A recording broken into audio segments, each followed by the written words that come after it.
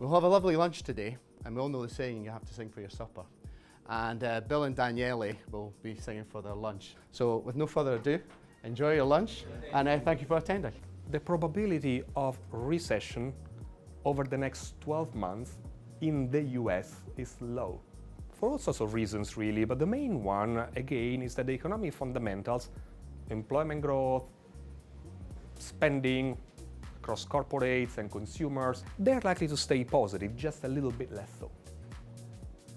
Of course, things aren't like that everywhere.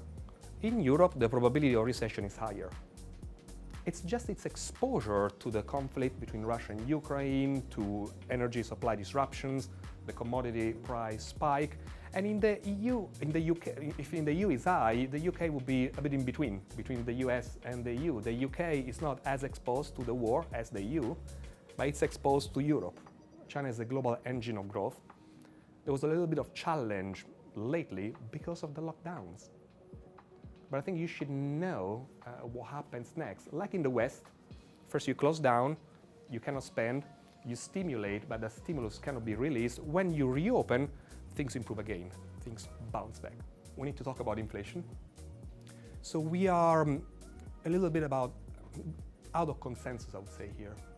Our call is that inflation will begin to slow in the second half of the year. And I want to explain, I want to take a minute to tell you what I mean by that. When I say that inflation will be slowing, I don't mean that prices of goods and services will go down. I don't mean that things will get cheaper, it's not that. What I mean is that the rate of increase in prices will decelerate. We're beginning to see some tentative evidence in the US where we got the first spike.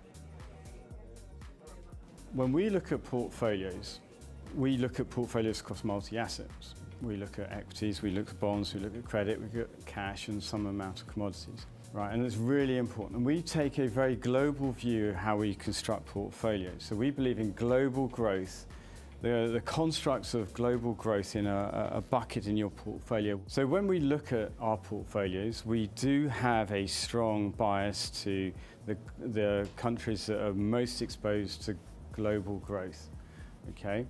And the quid pro quo of that is some of those countries are going to be exposed to interest rate moves, so they are challenged. So we like the US and we like parts of China or asset classes in China. There's some very, very strong companies that are being ignored and being thrown out just because of this sort of de-risking and re-rating of the equities at the moment. So when we look at our equity portfolio, we look at growth companies. We don't buy growth at any price. We look at growth companies that are fundamentally strong.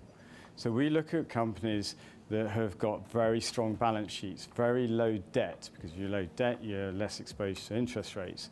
If you've got very low debt to EBITDA, it's a really good indication of a strong balance sheet. Gross profit margins, really important. Our portfolios have got gross profit margins double that than the broad indexes. Why? If you've got big gross margins, you've got pricing power.